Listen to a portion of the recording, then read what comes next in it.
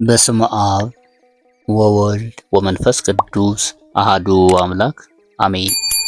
የኢትዮጵያ ኦርቶዶክስ ተዋሕዶ ቤተክርስቲያን የካቲት 23ን የቅዱስ ጊዮርጊስ ሰማዕትን ወርሃዊ በዓል አክብራ ትውላለች። የኢትዮጵያ ኦርቶዶክስ ተዋሕዶ ቤተክርስቲያን በዚህ ዕለት ካበረከተችው አንዱ የነጻነት አርማ የሆነው የድል መንፈስ የተቀዳጀንበትን የአድዋ ድልን በቅዱስ ጊዮርጊስ አማካኝነት ያደረገችው ታሪክ ሁሌም ሲወሳ ይኖራል። የቅዱስ ጊዮርጊስ ተራዳይነትን ብንመለከት የአድዋ ድልና የቅዱስ ጊዮርጊስ ግንኙነት በኢትዮጵያ ታሪክ ውስጥ በሃይማኖትና በባህል ውስጥ እጅግ ጥልቅና የማይነጣጠል ቦታ አለው። ከዚህም አንዱን ብንመለከት የቅዱስ ጊዮርጊስ ታቦት ወደ ዘመቻው መሄድ ነው። በ1888 ዓመተ ምህረት የካቲት 23 ቀን የአድዋ ጦርነት ሲጀመር የቅዱስ ጊዮርጊስ ታቦት ከዳግማዊ አፄ ምኒልክና ከእቴጌ ጣይቱ ጋር ወደ ዘመቻው ሜዳ ወርዶ ነበር። ንጉሠ ነገሥቱ ጦርነቱን ከመጀመራቸው በፊት በታቦቱ ፊት ጸሎት ማድረጋቸውና ፈጣሪያቸውን መማጸናቸው በታሪክ ተመዝግቦ ይገኛል።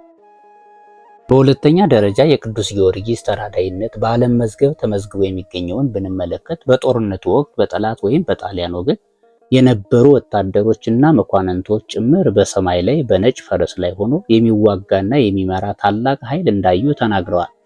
ይህ ነጭ ፈረስ ቅዱስ ጊዮርጊስ እንደሆነ በኢትዮጵያውያን ዘንድ ይታመናል። ይህም ለኢትዮጵያ ወታደሮች ትልቅ የሞራል ስንቅና ድጋፍ ሆኗቸው በዚህ አማካኝነት እንዳሸነፉ ይነገራል። በሶስተኛ ደረጃ ቅዱስ ጊዮርጊስ በዚህ ዕለት የተራዳበትን ብንመለከት ድሉ የተመዘገበበት ቀን ነው። የአድዋ ድል የተበሰረው የካቲት 23 ቀን ነው። ይህ ቀን በኢትዮጵያ ኦርቶዶክስ ተዋሕዶ ቤተክርስቲያን የቀን አቆጣጠር የቅዱስ ጊዮርጊስ ወርሃዊ በዓል የሚከበርበት ቀን ነው።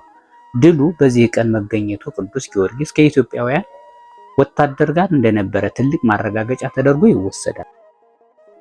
በአራተኛ ደረጃ ብንመለከት የታሪክና የኪነ ጥበብ መገለጫዎች በሚደረጉበት ጊዜ በአድዋ ድል መታሰቢያነት የሚሳሉ ስዕሎች ላይ ብዙ ጊዜ የሚከተሉትን አካላት አብረው ይታያሉ። ይህም ማለት በመሃል ቅዱስ ጊዮርጊስን በፈረስ ላይ አድርገው ይስሉታል። እንዲሁም በሌላ በኩል የኢትዮጵያ ጀግኖች አርበኞችን አብረው ይስላሉ። ያ ማለት ቅዱስ ጊዮርጊስ በአድዋ ድል ላይ ያደረገው አስተዋጽኦ ታላቅ እንደሆነ በዓለም መዝገብ ተመዝግቦ ይገኛል። በአምስተኛ ደረጃ ብንመለከት ቅዱስ ጊዮርጊስ በአድዋ ድል ላይ ያደረገውን ታምር ለማሰብ የሚኒሊክ መታሰቢያ ያደረገውን ማየት በቂ ነው። አፄ ሚኒሊክ ለቅዱስ ጊዮርጊስ ያላቸውን ክብርና በጦርነቱ ወቅት ላደረገው ረዳትነት ተራዳይነት ምስጋና እንዲሆን በፒያሳ የሚገኘውን የቅዱስ ጊዮርጊስ ካቴድራልን አሰርተዋል። እንዲሁም በካቴድራሉ አቅራቢያ የሚኒሊክ የፈረስ ሐውልት ቆሟል። ባጭሩ የአድዋ ድል ለኢትዮጵያውያን ወታደራዊ ድል ብቻ ሳይሆን በቅዱስ ጊዮርጊስ አማላጅነት የተገኘ መንፈሳዊ ድል እንደሆነ በዓለም ይታወቃል። አነሳስቶ ላስጀመረን አስጀምሮ ላስፈጸመን ለልዑል እግዚአብሔር ክብር ምስጋና ይግባው። ለእመቤታችን ለንጽሕተ ንጹሐን ለቅድስተ ቅዱሳን ወላዲተ ቃል ወላዲተ አምላክ ምክንያተ ድኂን ሰዓሊተ ምሕረት ቤዛዊተ ኩሉ ዓለም ክብር ምስጋና ይግባት። አሜን። የቅዱስ ጊዮርጊስ ተራዳይነት ሁላችን ጋር ይሁን። አሜን።